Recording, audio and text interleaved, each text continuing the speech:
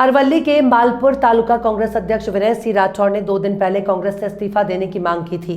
विनय सिंह राठौर खुद मुझसे कह रहे हैं कि मैं इस्तीफा देने को तैयार हूं, मेरे ऊपर कोई राजनीतिक दबाव नहीं है। मैंने 2 दिन पहले अपना त्यागपत्र श्री प्रमुख को भेज दिया। सोनिया गांधी ने राम जन्मभूमि का निमंत्रण स्वीकार नहीं किया, उस भावना का सम्मान करते हुए मैंने इस्तीफा दे दिया। श्री राम सबके हैं। હું વિનયસિંહ રાઠોડ માલપુર તાલુકા પાર્ટી પ્રમુખ તરીકે કાર્યરત હતો। તારીખ 21/1/2024 સુધી કાર્યરત હતો, પણ રામ જન્મભૂમિની વાતને લઈને જ્યારે વિવસ્થામાં પોતે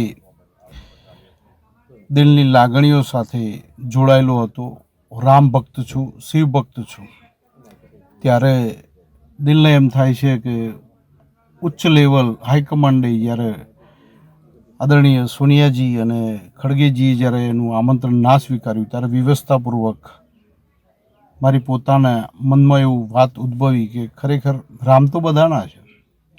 ત્યારે હું હાલ આ વાત કરી રહ્યો છું। તારીખ 21/1/2024 હું વિચારી રહ્યો છું કે હું પ્રમુખ તરીકે એટલે માલપુર તાલુકા કોંગ્રેસ પાર્ટી પ્રમુખ તરીકે હું કાર્યરત છું, પણ વિચારી રહ્યો છું હવે હું રામમય બની જાઉં, ભગવામય બની જાઉં, દિલમય બની જાઉં। આખો દેશ જ્યારે આગળ પાછળ વાત કરતો હોય, રામમય વાત કરતો હોય ને પાર્ટીની એક જ સરમુખત્યારશાહી સાથે આ બધું થતું હોય ત્યારે ખૂબ દુઃખ થાય છે। મને ખૂબ દુઃખ થાય છે। પાર્ટીમાં સારું એવું કામ કર્યું છે, પણ ઠીક છે, હવે સમય સાથે સમયથી રહેવું પડતું હોય છે।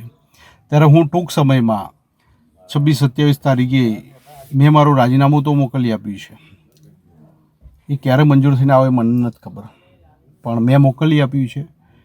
ત્યારે હું પોતે વિવશ છું। આજે 21 તારીખને વ્યવસ્થા બહુ વધી ગઈ છે, કાલની હું રાહ જોઉં છું રામમય બનવાની। હું દરેક જગ્યાએ રામ ભક્તોને પણ મળું છું, મારા કાર્યકર્તાઓ મિત્રોને પણ મળું છું।